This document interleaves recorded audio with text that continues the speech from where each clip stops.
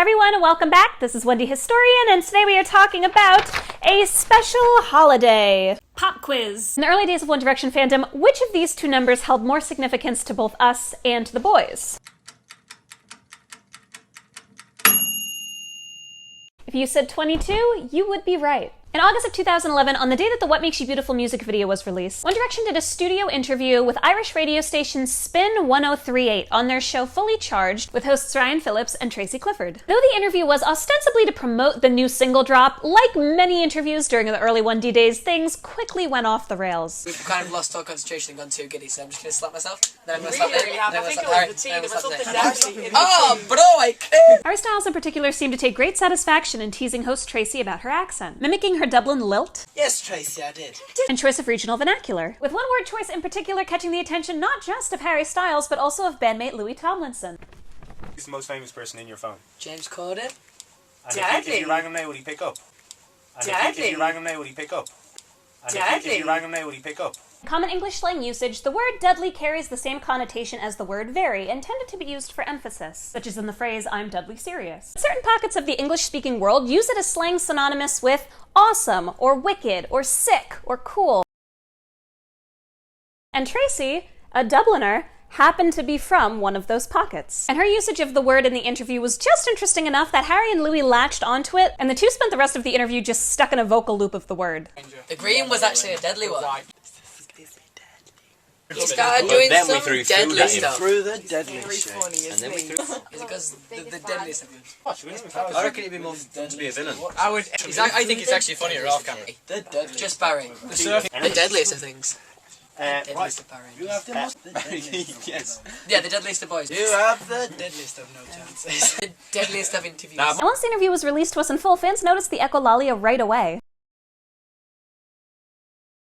We adopted this word unquestioningly into our fandom culture and vocabulary. It was our slang now. We used this word and posted the boys so frequently that if you were to log in late summer of 2011 and see that Dudley was trending, it was a surefire way of knowing that the boys either were online or had been online very recently. I've talked in another video about the hashtag Zap phenomenon and how it swept through the fandom, and the Dudley obsession was sort of like a precursor to that.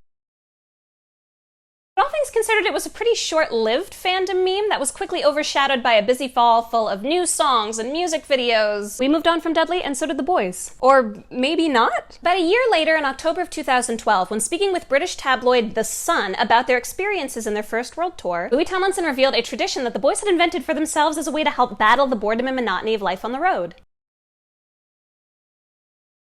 Wendy boys would celebrate this on the 22nd of every month, deliberately causing mischief and mayhem for their security and minders, breaking and playing tricks on their crew in order to have a bit of fun. In that October 2012 interview, Louis even revealed what the boys had done in September for Deadly Day, saying, quote, "We climbed onto the roof of a building the other day. There were about 10 people telling us to come down. We're young lads. It's good to feel alive." Directioners, of course, loved hearing this story because we were always a fan of the 1D guys actually acting like teenage boys, because it just made them seem more genuine and down to earth. A couple of days after this interview in The Sun, when the boys appeared on Daybreak, they were asked to elaborate and explain Deadly Day a little more. Tell us about Deadly Day. I like Deadly Day.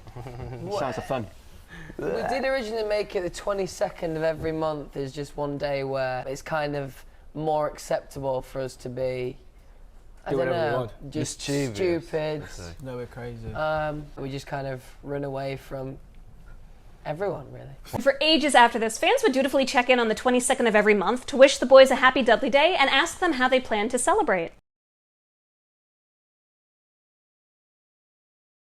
I don't remember us ever getting a direct answer to any of those questions, but I do remember a couple times on the 22nd where we would get cryptic tweets that would come through that implied that mischief was happening behind the scenes. And although this is a lesser-known fandom meme from the deep lore, and it's super rare to hear anyone talk about it, some of us still fondly smile to ourselves when we see the calendar on the 22nd of every month, wondering what, if anything, the five boys are doing to celebrate.